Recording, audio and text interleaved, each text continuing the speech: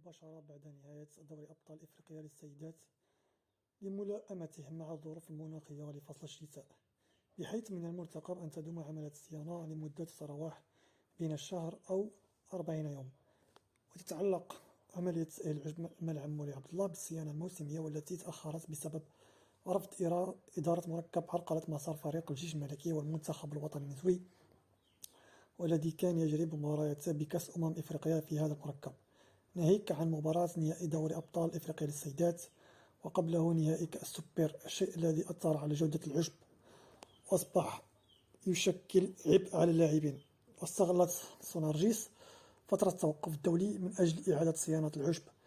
وزراعة البذور الخاصة بالشتاء، والتي تزرع بين أكتوبر ودجنبر، بينما يزرع عشب الخاص بالصيف بين ماي ويوليوز. واستقبلت أرضية مولاي عبد الله أزيد من 35 مباراة في ظرف 8 أشهر، بمعدل مباراة على الأقل كل أسبوع، وهو معدل كبير